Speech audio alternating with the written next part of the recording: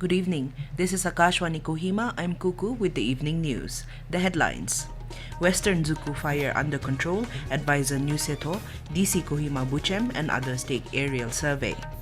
Advisor and MLA Mhathung Yanthan says NDPP-NPF merger aims at strengthening unity to support Indo-Naga political process. State Tobacco Control Cell Nagaland launches Smoke-Free Subdivision Headquarter campaign. And third capacity building training of trainers for vocational trainers under NEP Multi-Sector Skill Education Initiative held in Dimapur. Now's the news in detail.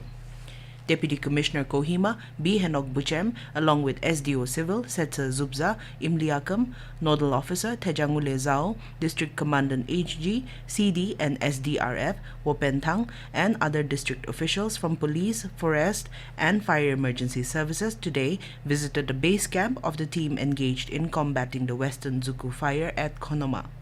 During the visit, Kohima youth representatives, SDRF and other government agencies briefed the officials on the current situation. They informed that an inspection team had been sent and reported the presence of smoke in between burnt bushes, but no active flames were observed. IAF helicopters were also deployed, operating with bamboo buckets to suppress and contain the smoke. It was further mentioned that Western Dzükou has been temporarily closed as a precautionary measure. We have a report.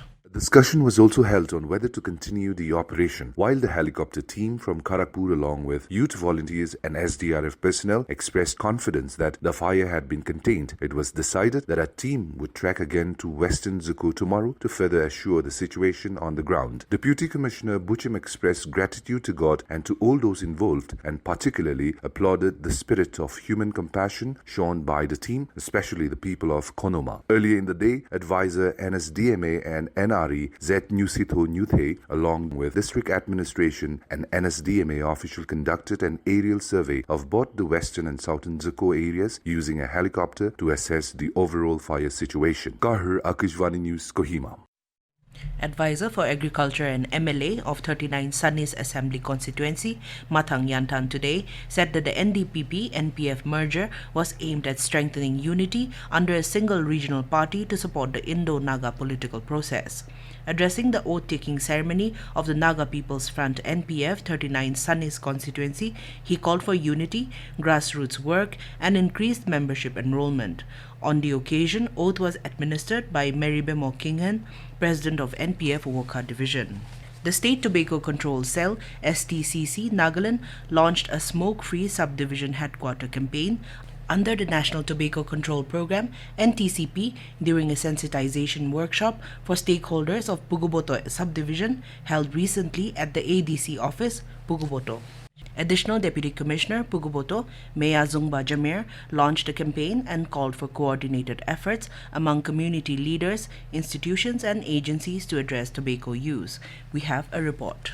The workshop focused on strengthening awareness, enforcement of tobacco control laws and promoting tobacco-free institutions. During the program, the EDC office Puguboto was declared as tobacco-free office, while it also recognized 5 tobacco-free schools for compliance with tobacco-free educational institutions guidelines. Akashvani News, Kohima. Deputy Director and State Nodal Officer, NTCP, Dr. I. Simon Sumi, highlighted the tobacco burden in Nagaland and stressed the importance of district and subdivision level stakeholders in effective NTCP implementation. The third capacity building training of trainers for vocational trainers under the NEP Multi-Sector Skill Education Initiative was held today in Dimapur. It was organized by Land Ahan India LAHI in collaboration with Samagra Shiksha, Department of School Education, Nagaland. The one-day training brought together vocational trainers from 26 government schools participating in the NEP Multi-Sector Skill Education pilot aligned with NEP 2020 and NCF 2023. The sessions were facilitated by Ayushi Sharma, Manager Training, and Metsurui Tetsuyo, Senior Instructor, Lahi. Building on earlier TOTs, the workshop focused on strengthening classroom pedagogy, adolescent understanding, supportive learning environments, and translating policy into effective classroom practice. Trainers explored lesson planning, sequencing, learning outcomes, and assessment strategies across sectors such as agriculture, mechatronics, finance, fashion, healthcare, and coding. Participants engaged in group work to design lesson plans and micro-teaching activities, emphasizing hands-on learning, higher-order thinking, and real-world exposure through guest lectures and field visits. Karhur, Akashvani News, Kohima. This is Akashvani Kohima giving you the news. For quick news updates, follow us on our X handles, AIR News Alerts and AIR_Kohima. You can also listen to this news bulletin on News on Air app and YouTube channel AIR News Kohima. Welcome back. You are listening to the evening news. Union Aviation Minister Ram Mohan Naidu has said that the Tariff Monitoring Unit working under the DGCA will be further strengthened to closely monitor the airfares. Replying to supplementaries during the question hour in the Rajya Sabha today, Mr. Naidu said that in addition to domestic routes, the airfares on international routes are now also being monitored. He said whenever there is a possibility of a rise in airfares, the ministry takes necessary action. The minister said, in view of the recent Indigo crisis leading to huge cancellation of regular flights, the ministry stepped in and capped the airfares to keep it reasonable and affordable. जो tariff monitoring unit हमारे DGCA में है, the tariff monitoring unit that we have in our DGCA, by further strengthening it, and we are monitoring all the routes. What is the point of monitoring international routes? Because we would like to put that pressure on the airlines as well, so that the opportunities that lead to pricing situations don't happen. Complete by our ministry. Considering this, we also have a specific air service. Specifically, हमने tariff monitoring का भी एक सुविधा रखी है.